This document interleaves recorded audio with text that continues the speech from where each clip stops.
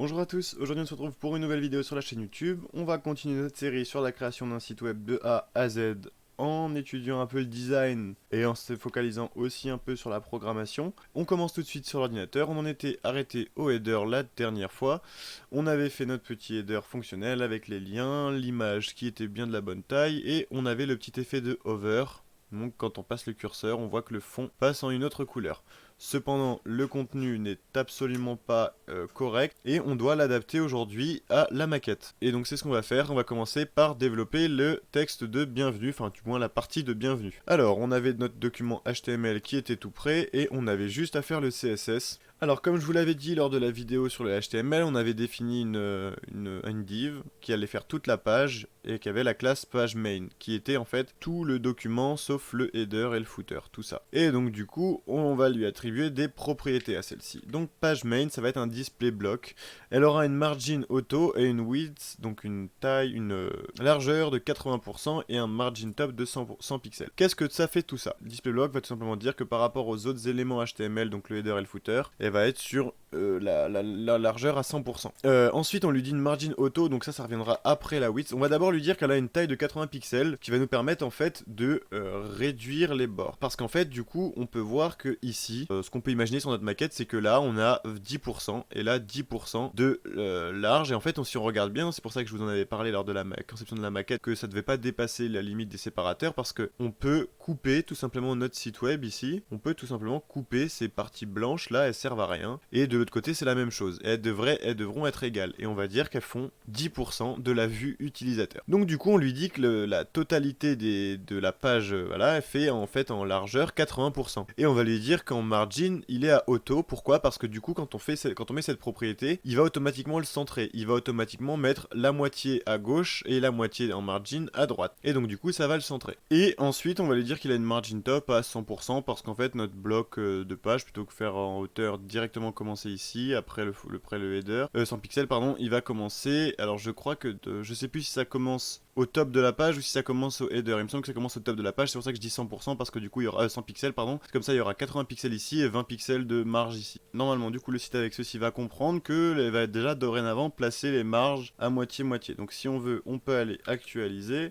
Effectivement, on a les bandes blanches qui apparaissent bien. Bon, elles apparaissent elle apparaît que à gauche parce que tout simplement l'image elle n'est pas censée sortir du cadre pour le moment. On va l'ajuster plus tard, mais s'il n'y avait pas des images qui dépassaient de la page, alors là, il mettrait les bordures, comme là on les voit en fait. Ensuite, on va s'attaquer tout simplement à la partie bienvenue. Le style de cette partie-là, en fait, est très simple. Et en fait, dans ce truc, on va dire que, en gros, bah du coup, la partie bienvenue, donc c'est le tout. Donc la partie bienvenue, c'est la div qui contient tout ça.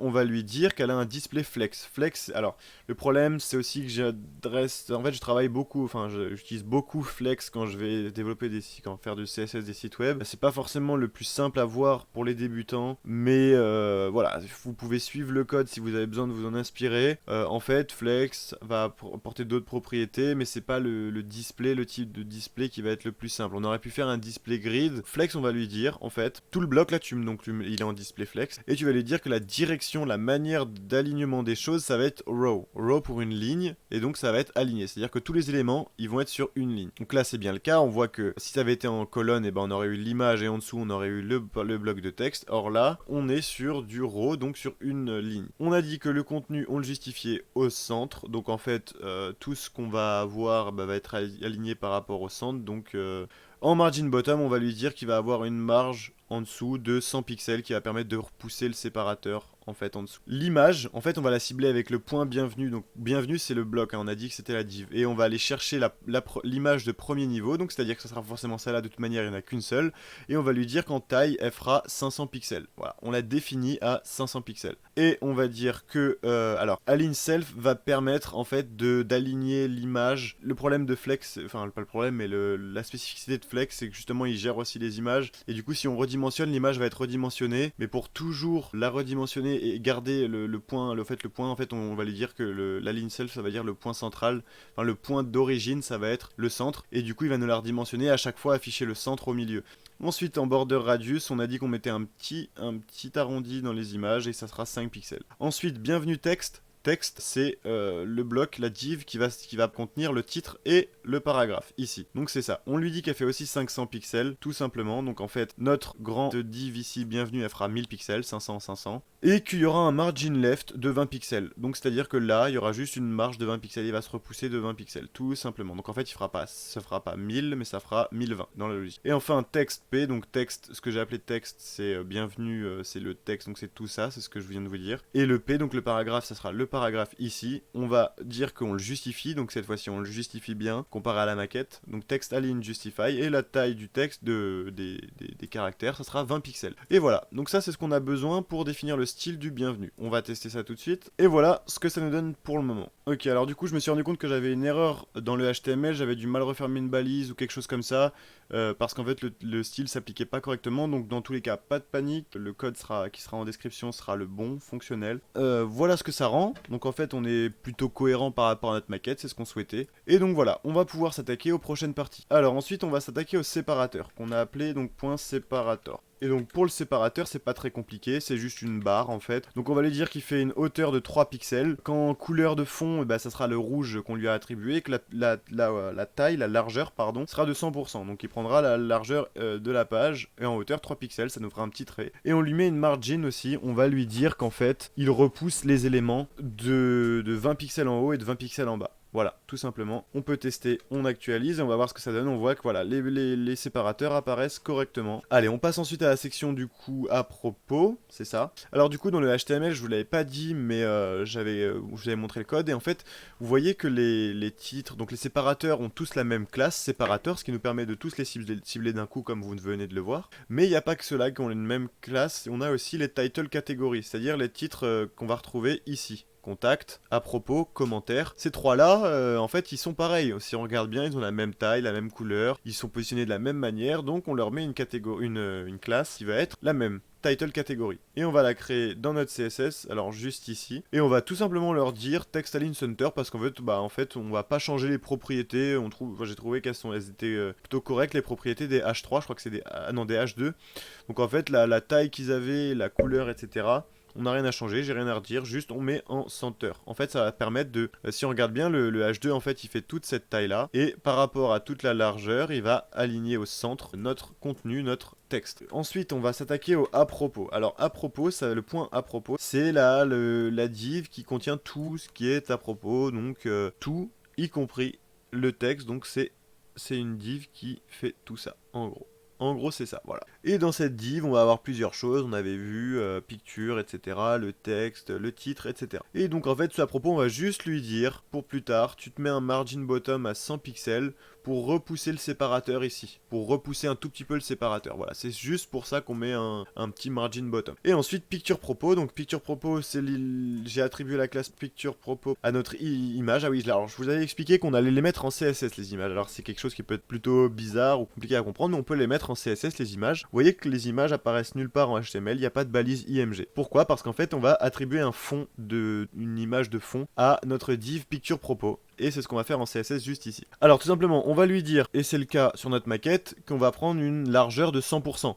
Vous voyez effectivement que ça fait une largeur de 100%, ok. En hauteur, on lui dit qu'il fera 500 px, 500 pixels. On va prendre l'image qui est l'image team, donc qu'on a utilisée dans notre maquette, et on regarde, elle n'est pas de la taille souhaitée sur la maquette, c'est-à-dire que sur la maquette elle est rognée, or là, elle est d'une taille normale, et ça on va la rogner entre guillemets en CSS. Comment on va faire ça? On va tout simplement lui dire que la largeur il prend 100%, et on se fixe une hauteur de 500 pixels, on dira elle fera toujours 500 pixels. On va lui dire bien sûr que l'image, le background image, donc c'est-à-dire l'image de fond de notre div sera une image qui sera localisée donc dans img/team.jpg. Pourquoi on met les deux petits points slash devant? Parce qu'en fait, on est notre fichier est le fichier style.css. Actuellement, on est sur le fichier style.css. Les deux petits points vont servir à dire on remonte d'un niveau. C'est-à-dire que là, le fichier style.css, il est dans le répertoire CSS. Donc je mets deux points, je remonte dans le répertoire tutoriel en fait. Et donc je vais me placer ici, dans ce répertoire-là, et ensuite aller dans img, ici, et aller dans team.jpg. Voilà. En CSS, pour dire qu'on va prendre une image qui est et ciblé avec une URL, et ben on met URL entre parenthèses. On aurait pu mettre, si ça avait été une image qui était hébergée sur un site et qu'on peut y accéder en faisant HTTP le lien de l'image, et ben on aurait pu mettre une image avec une image HTTP. Voilà, donc l'image, on va lui dire que c'est ça, qu'elle fera une hauteur de temps et qu'elle fera une largeur de 100%. Background position center, c'est hyper important, ça va dire à l'image qu'en fait, parce que notre image, comme on se rappelle sur la maquette, notre image, hop, je vais supprimer ça, notre image sur la maquette, elle fait réellement, elle est rectangulaire, mais plus comme ça en fait. Là, on l'a bien rogné en fait. Comment on fait ça? Et bah, vu que si on lui dit que la hauteur elle est de 500 pixels, alors que de base elle n'est pas de 500 pixels, ça va, soit il va l'ajuster en l'étirant et du coup en ayant l'impression que soit les personnages sont étirés ou rapetissés, ou alors, et c'est le cas de ce qu'il va faire, qu'il va prendre 500 pixels et il va tout simplement faire un truc comme ça. Il va prendre 500 pixels dès le haut, et voilà. Sauf que là, du coup, on aurait eu la tête des personnages et le fond, et c'est pas vraiment ce qu'on nous a intéressé. Alors, background position, ça va permettre de centrer cette zone qu'il va prendre, donc cette zone de 100% sur 500 pixels qu'il va prendre, il va la prendre à partir du centre, en fait, du centre de l'image. Donc il va la prendre, on va dire que le centre il est au niveau de la cravate du monsieur, et ben il va la prendre ici, et du coup on va avoir la bonne taille de 500 pixels sur 100%. Background size cover va permettre d'étirer l'image, qui va nous permettre en fait d'avoir cette image en width, donc en fait l'image, s'il faut, elle aurait pu être plus petite, c'est-à-dire que l'image, elle aurait pu être comme ça en fait. Hop. Et auquel cas, là, il aurait répété l'image sur le côté. Donc là, il y aurait eu une bordure, on aurait passé cette limite-là, il y aurait une bordure, on aurait recommencé l'image de ce côté-là. Sauf que le background size cover va faire en sorte d'étirer l'image pour que les deux valeurs les plus hautes correspondent. Donc c'est-à-dire que il va les tirer tout simplement comme ça en fait, pour correspondre à la largeur. Ce qui fait que du coup, on se retrouve avec une image qui est bel et bien 100% de largeur. Cover, voilà, l'image va couvrir l'entièreté de la zone. Il va l'ajuster. En plus, on centre, voilà. Et c'est donc ces deux choses qui vont permettre de faire cet effet, donc voilà, centrer l'image correctement. Si vous pouvez le faire en CSS, mais avec une image qui n'a pas été chargée depuis le CSS directement, mais avec une image qui aurait été mise, donc comme par exemple bienvenue ici. Les propriétés sont presque les mêmes, sauf que quand c'est un objet HTML image, on va plutôt mettre object fit cover et object position center. Lorsque vous utilisez une image qui a été apposée en CSS avec background image, on met background size, background position. Lorsque c'est un objet image, donc si point picture propos était un objet IMG en HTML, on aurait mis ces deux propriétés CSS. Border radius, parce qu'on s'est dit qu'on arrondissait les bords de l'image ici à 5 pixels, comme sur l'image précédente ici. Et position relative, voilà, par rapport au document. Donc voilà pour notre image. Ensuite, on a dit qu'on avait notre petite div, il y avait une seconde div à l'intérieur qui faisait la même taille, mais qui cependant était tout simplement le dégradé noir vers noir en opacité 0. Et bah c'est pareil, on va dire quoi? On va dire que c'est une div et qu'en fait, bah, elle fait la même taille, 100% la même taille. En largeur, elle fait 100% et en height, elle fait 100%. Donc elle aura la taille de son parent, l'image qu'on a positionné précédemment. On va lui dire que le z-index est positionné à 2 pour qu'il se... En fait, z-index, ça va être une sorte de gestionnaire de calque. Plus vous mettez une valeur en z-index, plus ce serait le numéro de calque. Comme sur Photoshop, vous avez des calques allant de bas en haut. Celui qui est en haut apparaîtra au-dessus des autres. Celui qui est en bas apparaîtra derrière les autres, donc on ne le verra pas. Et bah là, c'est pareil. Z-index apparaît devant l'image derrière. Color white, et bah en fait, on va dire tout simplement, tout ce qui sera comme enfant aura une couleur... tout ce qui sera en texte comme enfant aura une couleur blanche, donc le titre et la description. On lui dit que en image de fond, on va lui attribuer une image de fond aussi, de la même manière que l'image qu'on a derrière, sauf que cette fois-ci, l'image de fond, ça sera tout simplement un dégradé. Et pour faire un dégradé en CSS, rien de plus simple, linear gradient entre parenthèses, la couleur de départ, la couleur d'arrivée. Si par exemple, vous voulez pas que ça fasse du... Alors là, du coup, c'est du 80... Je sais pas, non, c'est pas du 90 degrés, c'est du 0 degré, donc c'est de bas en haut, c'est pour ça, voilà. Si on avait voulu que ce soit 90 degrés, on aurait pu mettre 90 deg ici, et la couleur, je crois que c'est comme ça, ou avec une virgule entre deux, je sais plus, mais je crois que c'est comme ça. Alors là, plutôt, pardon, c'est de haut en bas, je me suis trompé, de haut en bas, donc en haut, c'est 0, 0, 0, 0, donc c'est-à-dire que c'est du noir, mais avec 0 opacité, donc c'est du rien, c'est du transparent, et en bas, ça va être du noir, mais avec 100% d'opacité. 1, ici. Si on avait mis 180 degrés et qu'on avait inversé ici, celui-ci, qu'on l'avait mis à la place de... si on a mis 1 ici et 0 ici, avec 180 degrés, ça aurait fonctionné. Si on met rien, vu qu'on part sur de la base, hop, on peut mettre 0 et 1, ça fonctionne. Border radius 5 pixels pour que le dégradé corresponde bien à l'arrondi de l'image, que ça fasse pas ici en bas un coin rectangulaire, et pas en haut, puisque en haut, en fait, tout simplement, bah, y a rien, c'est transparent, donc on ne l'aurait pas vu. Donc là, on va obtenir du coup notre image avec notre petit dégradé devant, et ensuite on va s'attarder au texte. Au texte, qu'est-ce qu'on lui dit? Alors là, ça va être plutôt technique. On va, en fait, pourquoi j'ai mis dans Picture Propos, pourquoi je lui ai mis une position relative? Parce qu'on n'est pas obligé de mettre position relative en soi, tout est position relative de base. Ça, c'est le positionnement de base d'un objet HTML, c'est relative. Pourquoi je l'ai mis? Parce qu'en fait, c'est quelque chose à comprendre. Si on veut faire du absolute, le absolute va se baser par rapport aux parents positionnés de manière relative, aux plus proches parents positionnés de manière relative. C'est-à-dire que si vous n'avez mis à aucun moment dans le CSS qu'un objet est position relative, et que vous mettez un objet en absolute, il va se baser par rapport au début du document. En l'occurrence, si j'avais rien mis ici, il se serait sûrement basé sur le premier parent relatif, c'est-à-dire le body, parce que avant j'ai rien défini de relatif. Or, ici, le fait d'avoir mis position relative, le absolute ici, le texte va se baser par rapport au picture propos. Donc si je lui mets un bottom 0, il va se positionner en bas de l'image que nous avons ici. Si je n'avais pas mis de position relative, le bottom se serait positionné par rapport à l'entièreté de la page et donc il se serait positionné ici. En fait, ça c'est quelque chose que j'ai mis du temps à découvrir ou à comprendre et c'est super important parce qu'en fait l'absolute c'est vraiment utile quand on veut pas se prendre la tête et qu'on veut positionner un élément à un endroit et voilà. Donc c'est un peu compliqué à comprendre, il y a des vidéos sur ça si vous souhaitez vous renseigner, sinon comme je vous l'ai précisé, c'est sur le Discord ou dans les commentaires. On le met en position absolue et on lui dit bottom 0, ce qui va positionner en fait le texte en bas de ce bloc là, ici.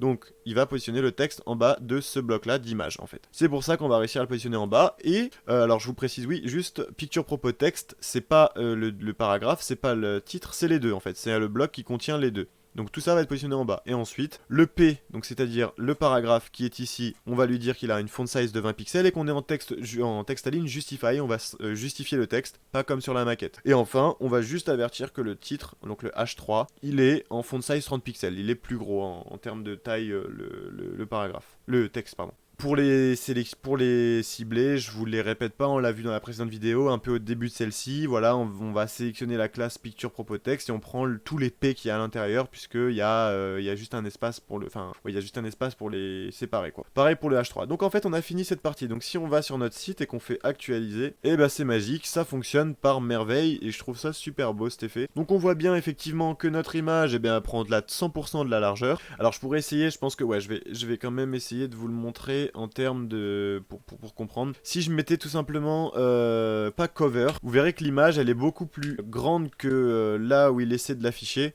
et du coup il vous l'aurait pas affiché comme ça. Vous allez voir, j'actualise.